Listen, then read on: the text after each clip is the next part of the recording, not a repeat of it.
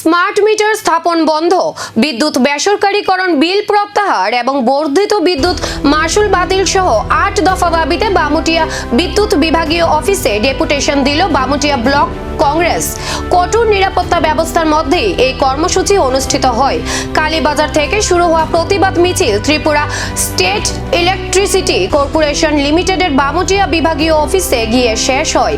পরে কংগ্রেসের একটি প্রতিনিধি দল দপ্তরের আধিকারিকদের হাতে স্মারকলিপি তুলে দেন। কর্মসূচিতে উপস্থিত ছিলেন পশ্চিম ত্রিপুরা জেলা কংগ্রেস সভাপতি তন্ময় রায়, সাধারণ সম্পাদক সুজিত পাল, কংগ্রেসের এসসি সেলের চেয়ারম্যান নিরঞ্জন দাস, বামুটিয়া ব্লক যুব কংগ্রেস সভাপতি বিপ্লব বিশ্বাস সহ দলের অন্যান্য নেতৃবৃন্দ।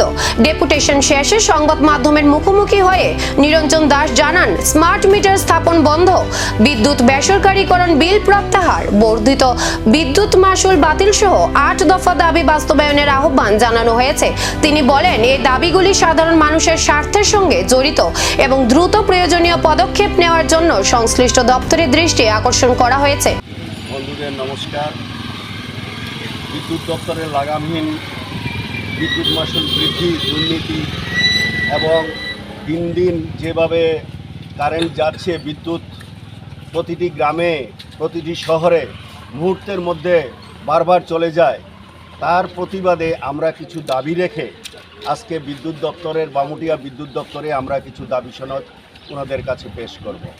সেই দাবি সনদের মধ্যে হচ্ছে, রাজ্যের বিদ্যুৎ বেসরকারি বিল প্রত্যাহার করতে হবে, অবিলম্বে বর্ধিত বিদ্যুৎ মাশুল বাতিল করতে হবে, বিভিন্ন ধরনের চার্জ নেওয়া বন্ধ করতে হবে, স্মার্ট মিটার লাগানো বন্ধ করতে হবে, যে সকল বিদ্যুৎ কর্মী বিদ্যুৎ লাইনে কাজ করতে গিয়ে দুর্ঘটনা বা মৃত্যু হয়েছে তাদেরকে উপযুক্ত ক্ষতিপূরণ দিতে হবে, বিদ্যুৎ চুরি বন্ধ করতে হবে, বিদ্যুৎ উৎপাদন বৃদ্ধি করতে হবে, ঘন ঘন লোডশেডিং বন্ধ করতে হবে।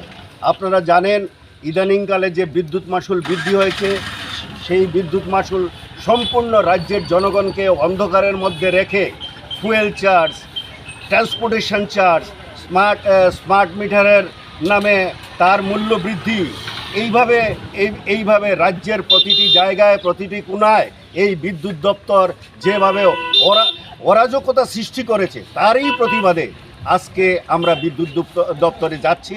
বিদ্যুৎ দপ্তরের মাধ্যমে আমরা সরকারকে অবহিত। এই দাবিগুলির বিষয়ে বিদ্যুৎ দপ্তর কী পদক্ষেপ নেয়, এখন সেদিকেই নজর।